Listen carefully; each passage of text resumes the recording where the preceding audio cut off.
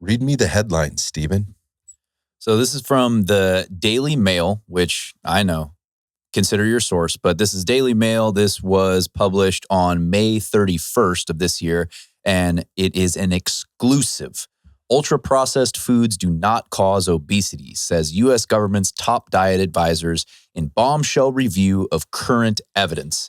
Studies have been biased. So we get into the top of the article here. The U.S. government's top dietitians found, quote, limited evidence these foods cause people to gain weight faster than any other food after reviewing more than a dozen studies dating back to the 1990s.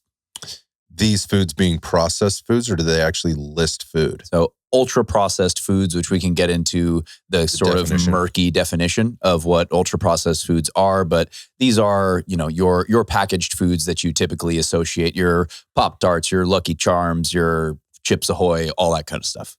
Got it. Well, we should get into this. I mean, so this just came up. I mean, this is a relatively recent article, correct? Yes. So there is some goings on in terms of the U.S. government and the dietary guidelines. Do tell. I want to know. I shall. So the U.S. dietary guidelines for Americans come out every 5 years.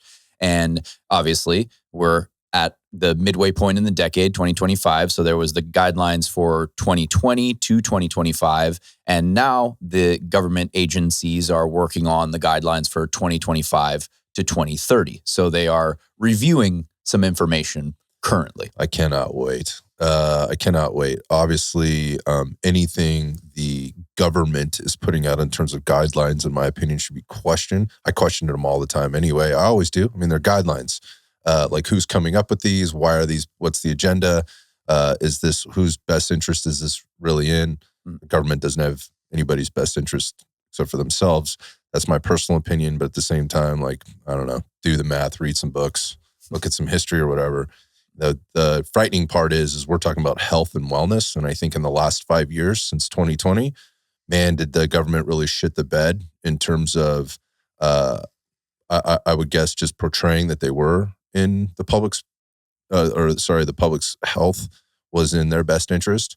And so now here we're coming in on probably, I'm going to say at least 3 decades, 4 decades probably now, I guess it would be, of just massive mistakes, misinformation, misguided probably in a lot of levels, information about dietary guidelines. I mean, they're all over the place. They're all, and they've been here forever. We're just constantly trying to sift through and undo stuff. And when I say we, I'm talking about like the fitness community at large, the medical community at large. And what I think the interesting thing as we get into this is, why should people be concerned about this? Oh man, it's fine. Like we're all going to eat a little bit of processed food. That's true. We're going to. I mean, it's just, it's the way it is. It's also, we're in the 21st century now. So we're going to get, and things aren't altogether bad. And I'm sure we're going to talk about that. But I guess my point in saying all of that is, when you go down this path of, oh, it's not that bad, right? Well, if you keep doing that and you keep putting it off, who ultimately gets hurt here? Well, maybe you're not eating that stuff, but guess what? You're paying for the problem. You're paying for the problem at the checkout counter at the grocery store.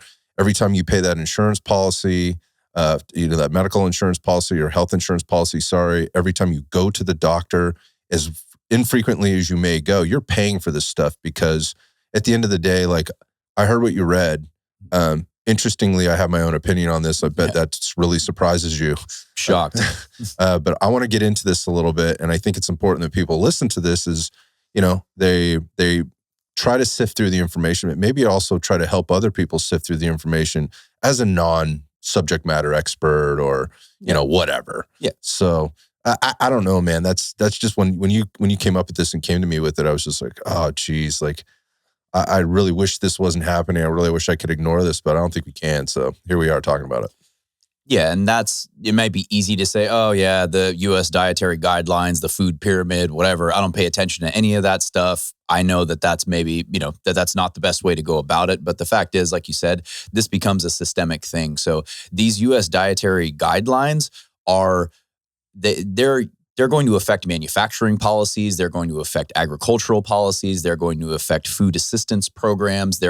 They directly affect what is allowed in kids' school lunches. So you can say, well, yeah, I don't eat like that. I know that that's not how, that ultra processed foods are not what I should be focused on, but it does have these trickle down effects. And these guidelines do affect, food policy and the food industry. And we all are a part of that.